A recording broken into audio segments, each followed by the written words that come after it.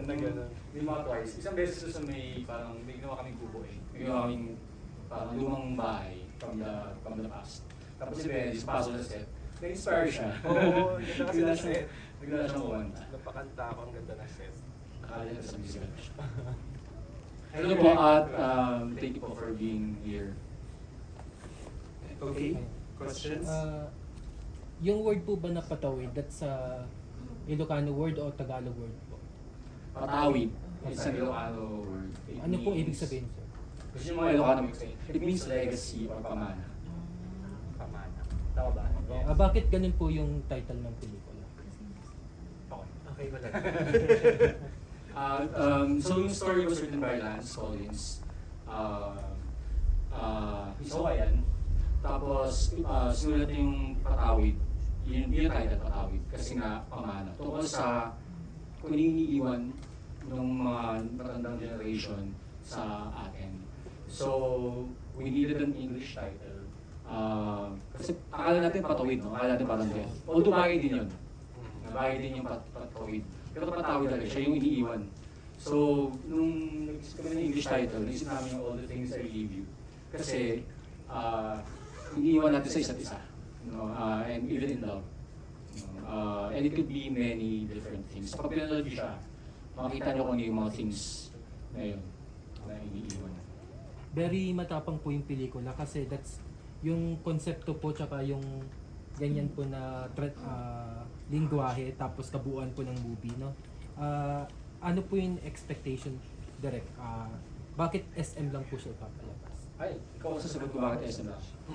Hindi, it's SM kasi yung nag-offer to have an exclusive. So we're more than happy to show the film as part of Pride. My company, kasi I have 2 films that's coming out na both are with LGBTQ plus content, tapos na both are also SM exclusive. Tapos sabi namin, gusto talaga namin ma-reach ang Ilocano audience. So with SM, baka naman, di ba, mapuntahan nila yung mga SM sa Ilocos region, sa mga Ilocano-speaking regions. Ito rin yun. Kasi SM yung mas maraming sinihan sa mas maraming Ilocano-speaking towns. So related to yung expectations ko, personally, kasi ako personally, I'm not expecting a blockbuster. Parang nowadays, alam natin, mas marami yung hindi kumikita sa mga kumikita. No? So I'm not expecting a blockbuster, but kaya tayo nandito ngayon, kaya kami nandito ngayon, kasi gusto namin ma-reach yung audience na mag-benefit from viewing it. Kasi minsan pagka tayo, minsan ayaw natin manood sa sili ba minsan? Kasi mahal, tapos magastos, pumunta sa mall. Pero minsan hindi natin alam na magugustuhan pala natin yung palabas. No? Minsan nagugulat ako kayo pag pumunta ako sa sinihan, tapos ay nagka pala ito, sayang hindi masyadong napanood.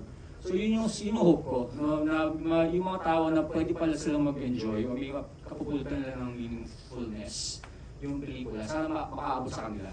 Tapos sila yung pumunta sa sinihan at makapanood. Tsaka sana rin, sana may matuod, especially from the regions. Kasi it goes to show na merong clamor, merong audience ang regional cinema. Sa dalawang lead cast po, anong favorite location scene nyo dito sa movie? Sa Ilocos ba kayo mismo nag-shoot? Entire movies? Ano yung sa tingin nyo na scenery na maaring mai-offer nyo sa amin that's magandang viewing siya? Well, definitely the whole Ilocos region, sobrang ganda talaga dun. Particularly dun kami sa Ilocos Norte, sa San Nicolas, sa Lawag, tama ba? Yun, dun kami mga nag-shoot. And ang favorite ko siguro na location namin is yung dun sa ilalim ng tulay ng Lawag. Yung may arko ng Welcome to Lawag, tapos may tulay dun na sobrang laki. Tapos merong ilalim na pwedeng puntahan na nagiging spot din talaga siya for picnic, gano'n. Yung mga pumupunta din dun yung mga taga Ilocos. And yun talaga yung favorite kong scene kasi may yung lilim, ang laking lilim, kahit ang init-init, ang laki ng lilim mo sa tulay. Tapos may ilog minsan kapag di tagtuyot. Oo naman, doon sa tulay na sinasabi ni Benedix, meron ditong parang talahiban. Yan yung gusto kong scene din kasi doon. Meron siyang malaking talahiban. Parang it reminds me doon sa old version din ng Philippines, talagang nag-aano dun sa culture and traditions din ng mga ng Ilocos. So, alam naman natin ng Ilocos talaga very oldies yung niya, di ba? Sila yung na-preserve talaga yung culture and traditions nila. So, yun. Gusto ko rin mapuntahan. Now we still have time for 2 more questions. Okay, let's start with you. For the director and producers, do you believe this project contributes to the growth and evolution of voice dub industry in the country? And to what degree do you feel the local audience is truly prepared to embrace the expanded opportunities that these films provide? Hindi naman ako nag-expect na kailangan mag-evolve ng PL. Parang it's a genre that can be there. And it can stay the same all the time as long as it pleases its audience. So hindi naman namin ito ginawa para dalhin sa next step. No? Pero I admit na may kakaiba sa kanya. No? So I don't know if it's gonna be part of an evolution or isa lang siyang parang ambag na pwedeng hanggang doon lang pwedeng maka-inspire. But I think kung meron man, yung ambag na yun is that the BL stories are human stories kasi. They're human stories. And they're usually stories of youth. And they are stories of youth. No? And kung meron man dominance kung paano akala natin yung BL, may ganung mga kwento sa mga regions. Diba? So hindi natin nakikita masyado yun. And there's a universality to their experience, but at the same time, a uniqueness. So I think yun yung ambag. And sana dumami pa yung mga, hindi lang sa amin magtapos. No? Sana dumami. Meron naman mga konti-konti, no? May mga pailan-ilan, especially nung wave ng pandemic, no? May mga konti ding mga nag-shoot sa locations na gano'n. Pero ako gusto ko yun eh. So sana dumami pa yung gano'n at magpatuloy. To add to that, nakakatuwa kasi yung sinasabi nilang evolution ng BL. Tapos usually kasi di ba nag-start ang BL, if I'm not mistaken, correct me if I'm wrong, sa parang nagsimula yung glamour sa Thailand, diba, Thai BL. Tapos may magko-comment dun sa series namin na akala ko Thai, akala ko Indonesian, akala ko ganito, akala nila ibang language. Which is yun yung, I think part of the evolution din ng BL is for us to own our own native language, which is also Ilocano. Sana magkaroon pa ng ibang mga series or films that also use their native language like Kapampangan, Pangasinan, Bisaya, gano'n na not necessarily Tagalog kasi di ba parang yung iba magko-comment ay akala ko Thai. Nakakatuwa na isipin nila na production siya na galing din pero at the same time nakakalungkot kasi no, hindi sa atin yan. Meron tayong language na ganyan.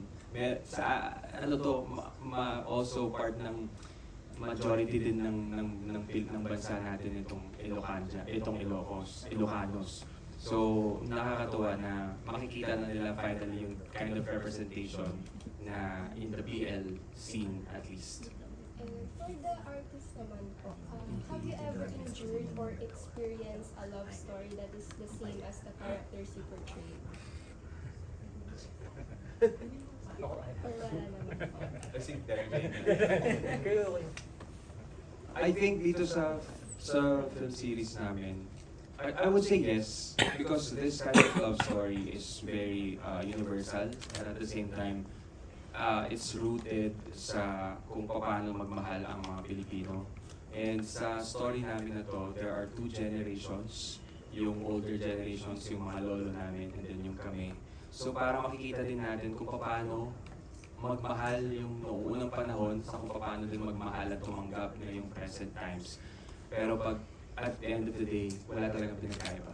It's just all love. It's just that the limitations, yung mga restrictions noon, medyo may nagpigil ng pagmamahalan. Pero in the modern times, right, in these progressive times, I think love is love and we can just all accept the fact that we can be loved and we can love more. Thank you po. Jerry Olea from PEC. Ako lang nagpakilala kasi Oo. sila ay magpakilala. Sige, ano na. Okay, for one last question, Jay, kumusta SSB yung performance nila rito?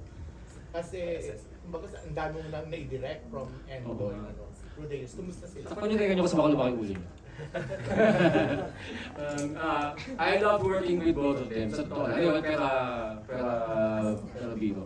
No, kasi si Justin first time ko na-meet sa audition. No, si Benz nakita ko na, syempre. No, pero si Justin first time sa audition. Tapos, nagalingan ako sa, well, alam ko magaling si Benedict. So si Justin nagalingan ako sa kanya sa audition. And then working with them was a blast. No? But also, Jerry, may context akong dadagdag. Mas alam nila yung Ilocano sa akin eh. So, natututo din ako sa kanila while we were working on this series, film/film. Ano nga ba? Tawag natin nila?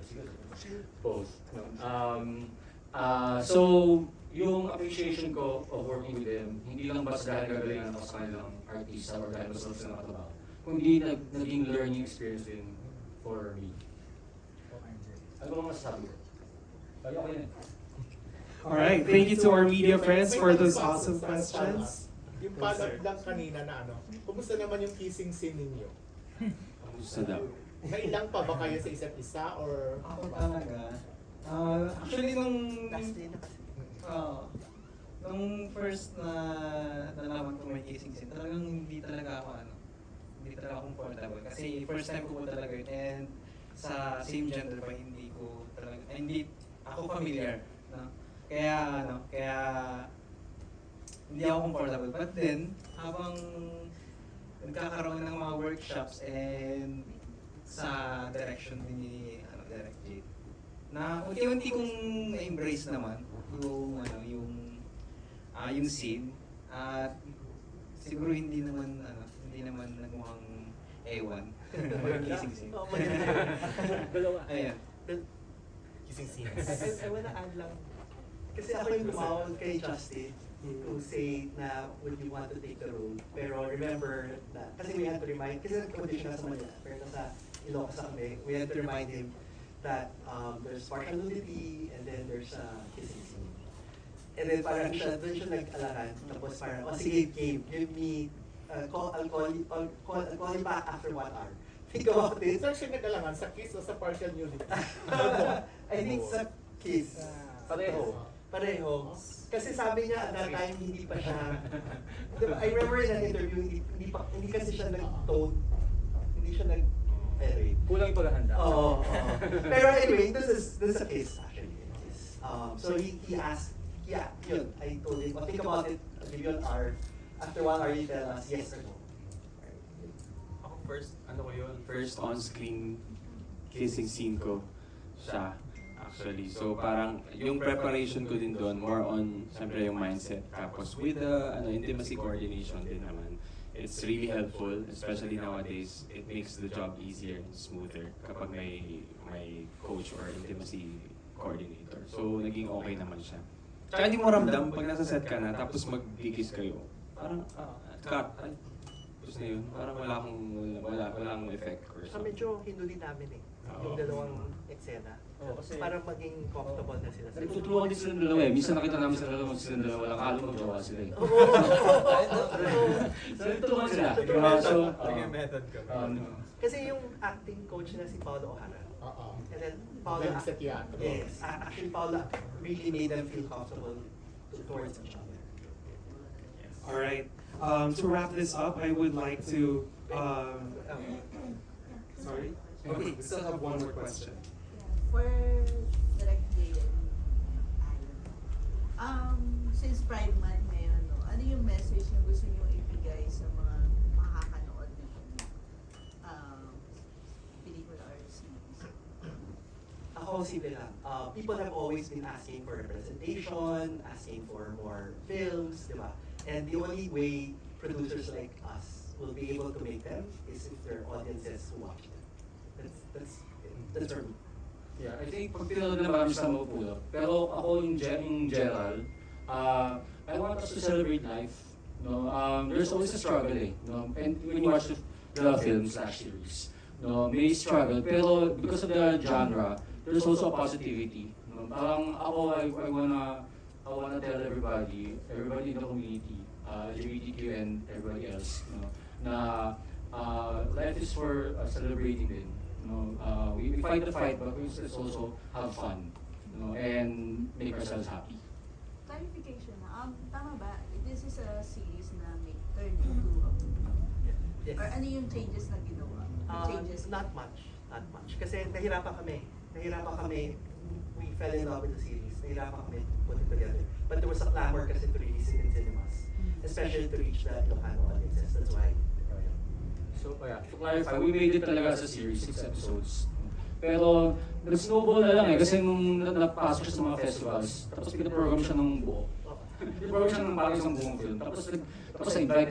And then ngayon, gusto mo palabas sa sinihan. So parang, movie na rin siya. No? Pero pag ko siya, 2 hours and 45 minutes, parang isang avatar lang siya, isang habang pelikula lang. Din naman siya. So wala siyang changes na parang... Wala. Kasi may mga parang chapters lang yung film. Parang yun yung demarcation ng episodes. And lastly, para kay Justin.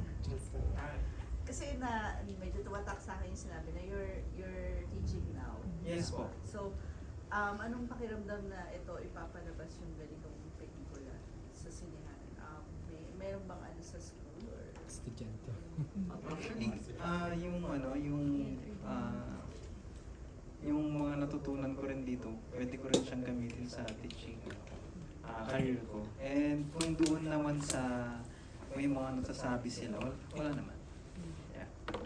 Thank you. Alright, thank you. Now, before we take a photo op, would you guys like to invite everyone one by one to watch Patawid? Ayun po. Gusto ko po yung anyanyahan na manood sa aming film, Patawid, All the Things I Leave You. June 17. Sa June 17 po, 2026. First, maraming salamat po sa pagpunta sa mga media natin. Maraming salamat po because sobrang laking bagay po to sa akin, at least sa career ko. Kasi first time ko makikita yung sarili ko sa big screen. Hindi naman first time na big screen, pero first time kong magli-lead sa isang big screen project. And it really means so much as an actor, as an artist, na mapalabas yung ganitong klaseng pelikula na may sinasabi din sa big screen. And mahalagang momentum to sa career ko. So maraming salamat po. Sana panoorin niyo po sa SM Cinemas, June 17. Thank you. I just want to say I'm super proud of everybody who worked on the film. Jade, Castro, we have writers from the region who are also filmmakers themselves. We have like Renton, our PD was Susan Urian winner for Daphne Entero. Our ADs are also filmmakers. Everybody worked on this and poured their love for it. And even our interns, Ilocano interns, were so good at it. Na parang it was a labor of love of everybody else. And then ako, I fell in love with the place. Gaya ng sabi nga nila, ang ganda-ganda ng Ilocos. Doon ako nabuhayan talaga na ang ganda-ganda ng Pilipinas. And I'm so happy that we were able to showcase this in this film. And I think for the creators of this film, it is their love letter to the Ilocos language, the Ilocos region, to the Ilocos Namo. Yun. Thank you po sa inyong lahat na nandito. I'm very happy na dami nyo and kilala ko iba. And I'm also very proud. In fact, like ko sinasabi, it's one of the most favorite things na nagawa ko sa buong career ko. Isa to sa mga pinaka-paborito ko. Marami akong nagawa dito na gusto kong gawin, tapos nagawa ko siya. Tanong nyo na ako later kung ano yun. Pero yun. So I'm very proud of it. Please help us. It's a modest work, no? So please help us reach yung mga tao, may bata, may matanda, na baka may mapulot sila dito, merong magbago yung buhay nila, yung gano'n ba? So sana ma-reach natin sila, and please help us reach them. Thank you. Ano lang, we're ending this short kasi mahaba yung film. So after watching the film, if you wanna ask any of us questions pa rin, we can still say it. Photos na lang. Alright, everybody, let's stand up. Guys, for photos, feel free to come here on center.